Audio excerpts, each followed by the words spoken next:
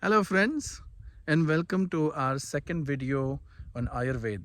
I'm here at beautiful Lake Powell area in Arizona, and behind me are the cliffs that still stand from the erosion that has happened over millions of years from air and water. I thought this would be a great place to make our video on the energies of Ayurveda, which again, just like this scene here, um, are built from collaboration of all the forces in nature. In Ayurveda, basically, there are three types of energies, and you may have heard their names, but I want to make it simple for you to understand today. These three energies are called Kapha, Pitta, and Vaata. And all of three, everything that you get in Ayurveda, all the processes in our body and mind are governed by these three energies. So let's understand those a little. First, these energies are built on the five Pancha Mahabhutas, as they're called in Sanskrit, which means the five great elements. What are they? Earth, water, fire, air, and space. As you can see behind me are formations of earth. And we need earth for all creation. You can't create things, as we say, in the air. And so earth is critical for that purpose. But what good is earth, which is sand, which can't coalesce?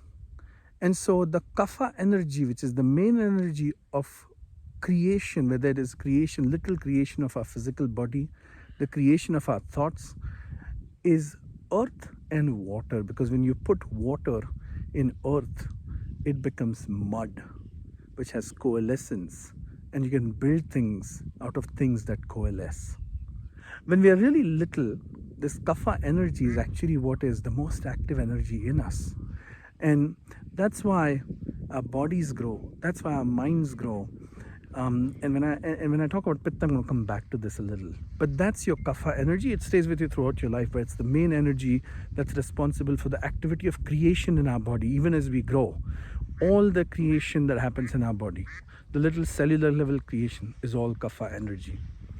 The second energy is called Pitta energy. And Pitta is the essential element of transformation.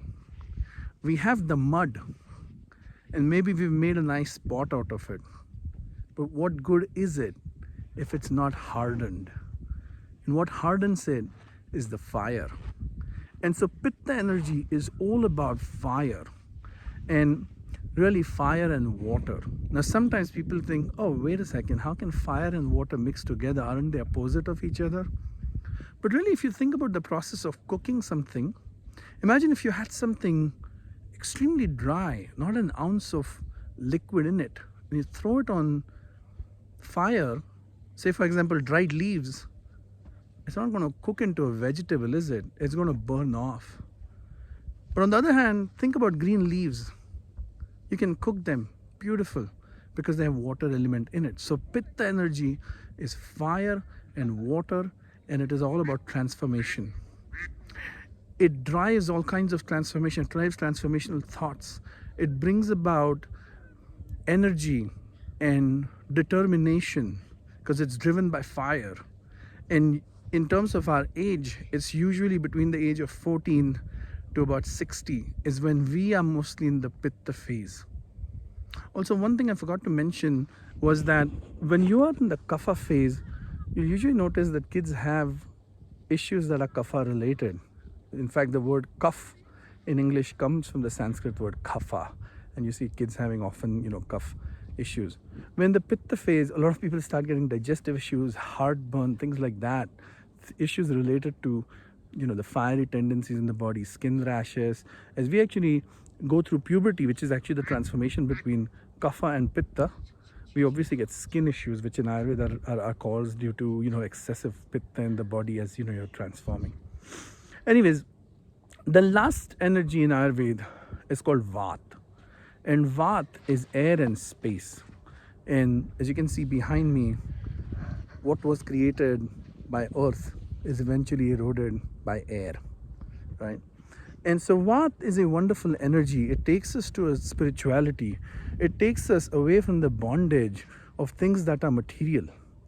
and makes us more aware of who we are really inside. It takes us towards the surreal, and that is the Vata energy. Oftentimes, though, you will find that people who have excessive Vata, and it does happen naturally in our course of life, when we go beyond maybe 60, 65, that people start to have issues that are related to Vata, which are issues that are of, let's say, corrosion or erosion of the body, arthritis and such. There are also many other issues which are also, mental in nature, and that's the Vata energy. One last thing, although I describe these energies in terms of the age, at every age we have all these energies. We have creation inside us as Kapha. We have transformation of that creation into a final product, into that mud pot that's been hardened, right? We have that by Pitta. And eventually we have Vata inside us all the time, because whatever was created inside us and used also needs to be eroded and cleansed out of the system, so there's space for the new.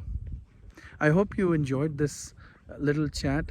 Feel free to write to us if you have any questions. We're always happy to talk. Thank you, and talk to you again.